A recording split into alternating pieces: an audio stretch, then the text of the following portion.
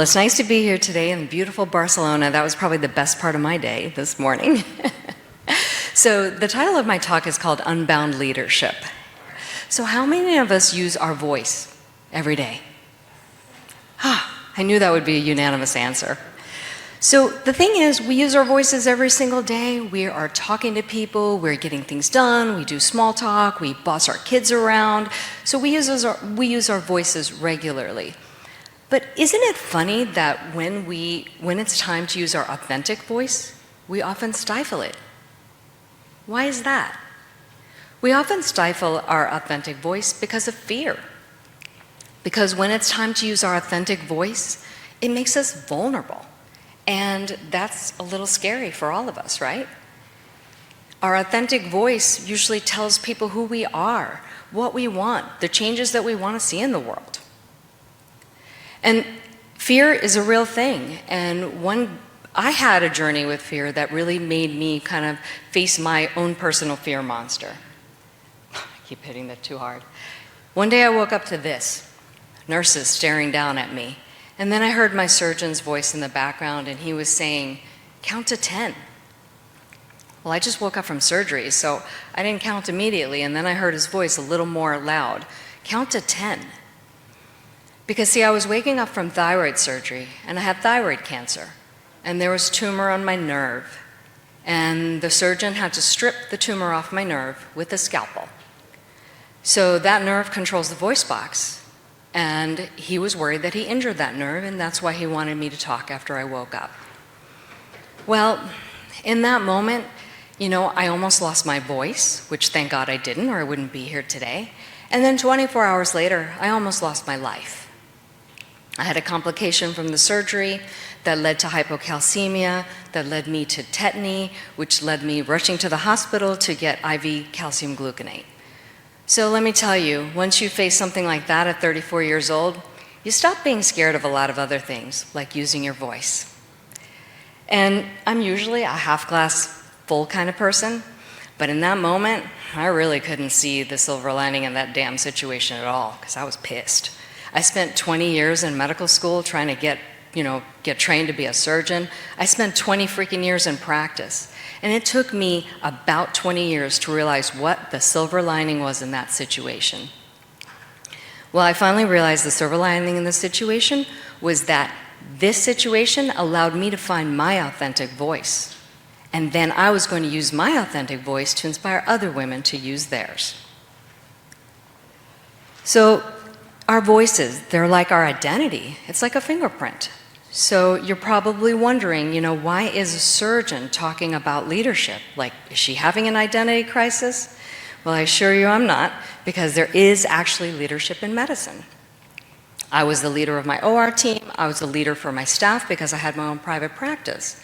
But the difference is, I wasn't ever taught about leadership or what it meant to be a true leader. And it's funny because there's no right way to do leadership when you're a woman. If you play small, you're like passive and weak. And we often feel like we should play small because it's not acceptable to play large.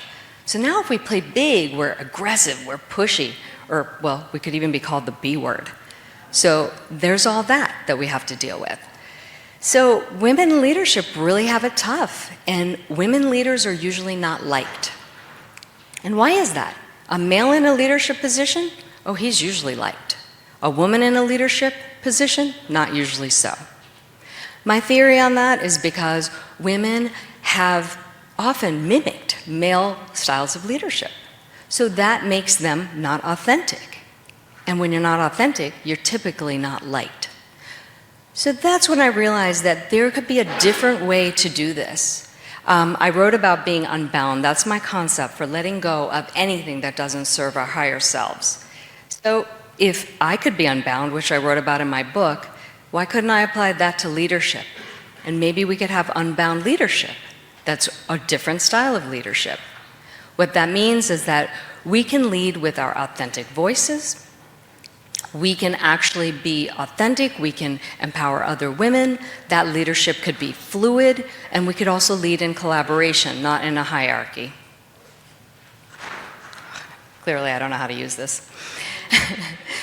As I mentioned, women do have it tough because we have a lot of unconscious biases against us. And an unconscious bias is just an opinion somebody has about somebody they don't know based on their own life experiences and their own perception. Well, these unconscious biases make it so that women feel unworthy a lot of the time.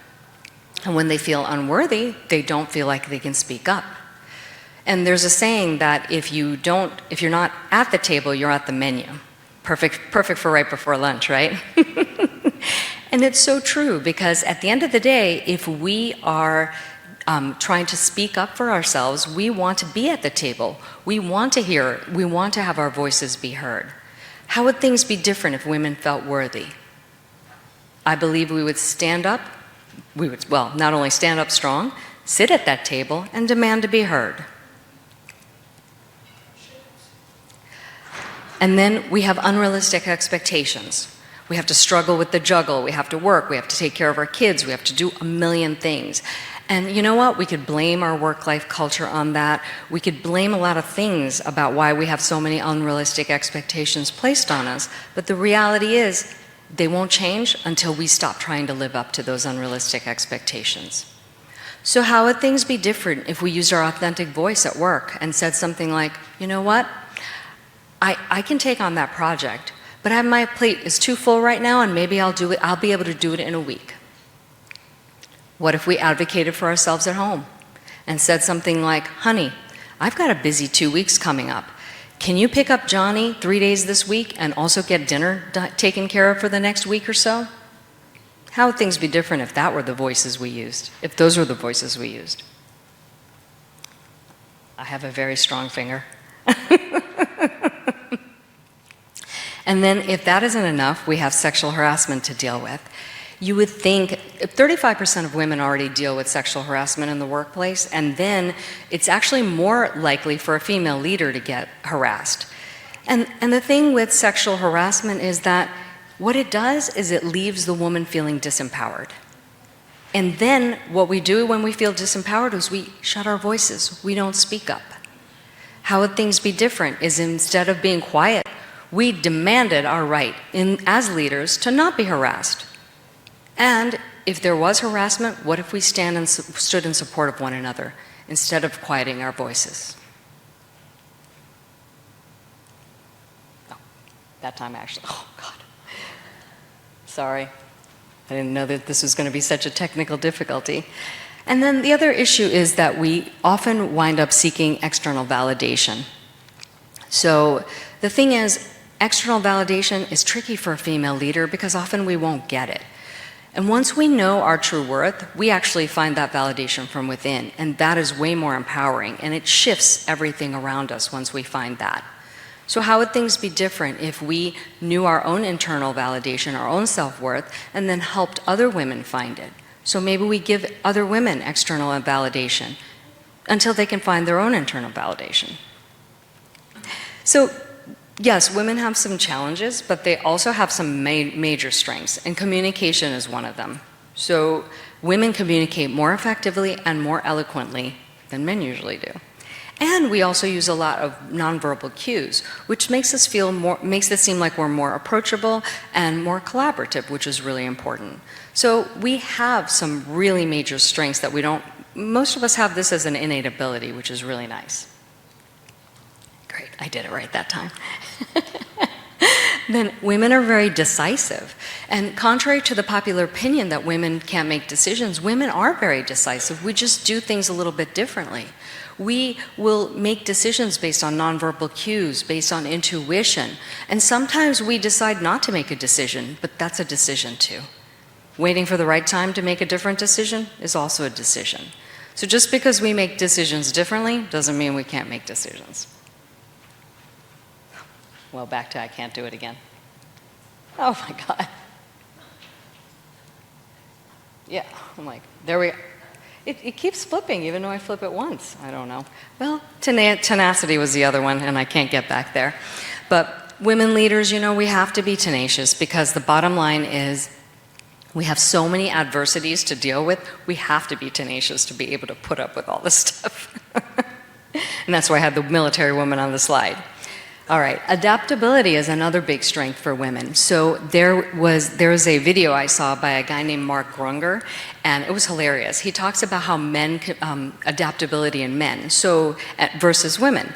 So he says that men have to, whenever they're talking about different subjects, they have to, if they open a box, they have to close it before they go to the other box. And then, so they can't have a bunch of boxes open at one time or they get super confused. I'm sorry, I'm not picking on you men in here, but we do think differently. Women's brains are kind of like wires where, everything is interconnected, as you can see. So we will often take a situation, that situation, this situation, put them all together and figure out how it's all working together or differently. We're just able to analyze things in a very different way, which makes us really effective leaders. See, we saw I only pushed it once. I think it's malfunctioning. That's my story. I'm sticking to it. Okay, so the 5 steps to Unbound Leadership. So Unbound Leadership is just what I had said before. It's my unique concept of being a leader in an entirely different way, using our authentic voice, not mimicking other people, being fluid when necessary, using different styles of leadership as necessary.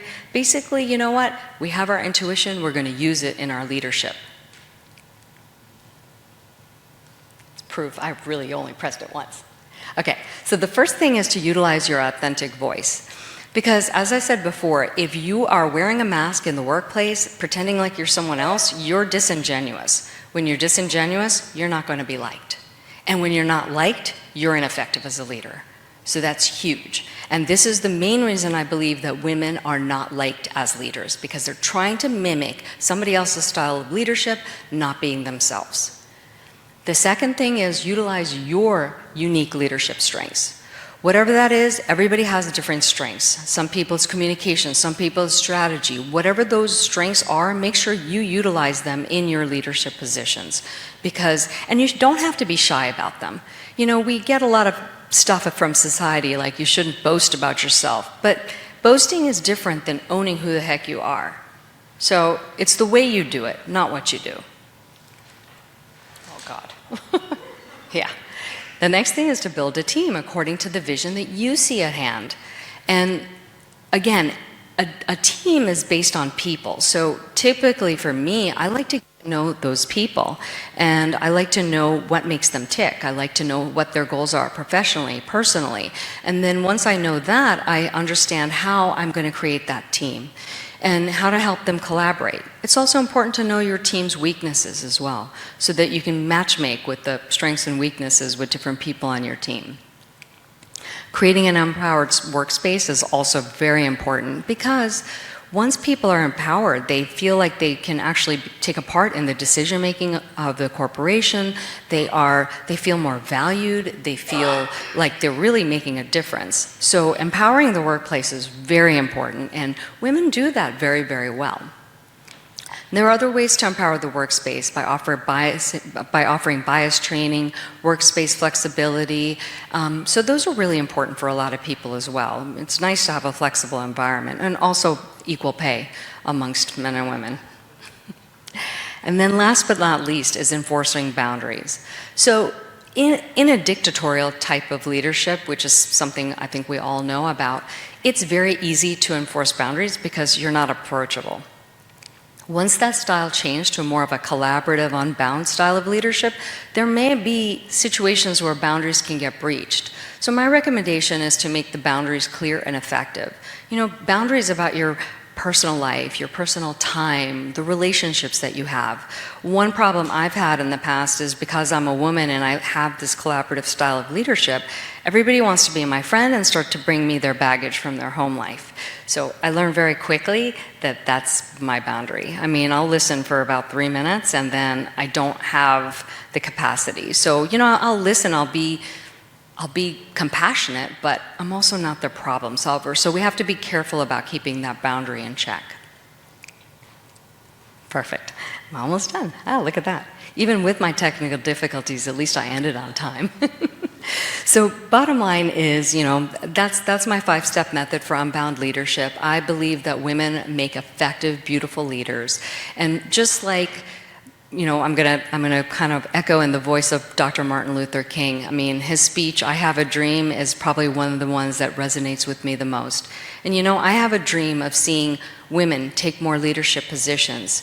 And when women take more leadership positions, there's more harmony.